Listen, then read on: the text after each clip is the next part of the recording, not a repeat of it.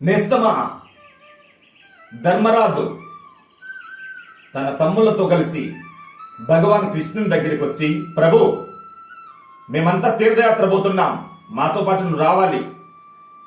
భగవాన్ కృష్ణుడు నవ్వుతూ, నాయనా, నాకు రాజకార్యం సిద్ధంగా ఉంది కనుక నా ప్రతినిధిగా ఈ సొరకాయని తీసుకొని పొండి అని చెప్పి పంపించారు.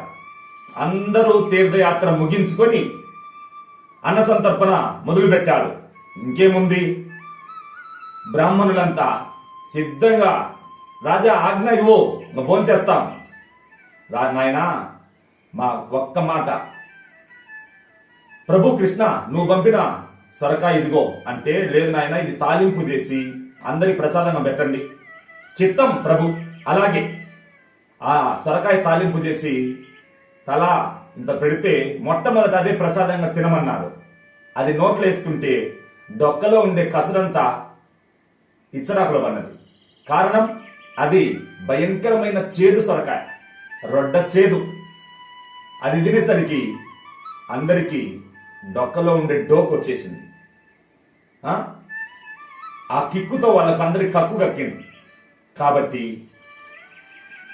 ధర్మరాజు భగవాన్ దగ్గరికి వెళ్ళి, ఏంది ప్రభు, ఇలాంటి సొరకాయ ఎందుకు ఇచ్చావు అంటే, ఇంత చేదు సొరకాయ ఎందుకు ఇచ్చావు?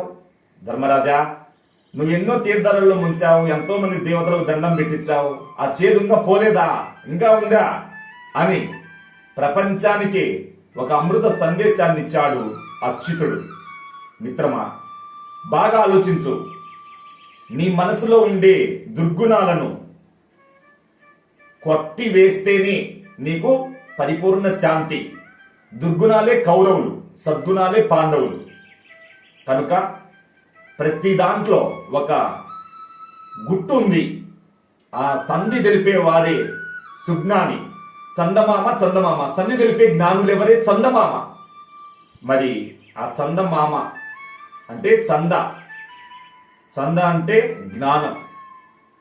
సంధి తెలిసినప్పుడు నీ బంధాలన్నీ మాయమైతాయి. కనుక జ్ఞానం లేనంత వరకు ప్రతి మనసే పెద్ద బందికాన.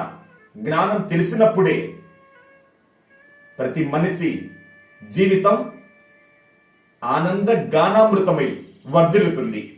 కనుక కర్మణ్యేవాధికారస్తే మా ఫలేషు కదాచన మా కర్మ ఫల హేతుర్భూః మాతే సంగోస్త కర్మని. కర్మ చేయడానికి మనకు అధికారం, ఫలాఫలముల యందు మనకు ఎటువంటి ప్రసక్తి లేదు. ఎవడైతే నిష్కామ దృష్టితో కర్మ చేస్తాడో అతడే సంసారంలో ఉన్న, సన్యాసంలో ఉన్న అతడే నిత్య ముక్తుడై వర్ధిల్లుతాడు. ఓం స్వస్తి.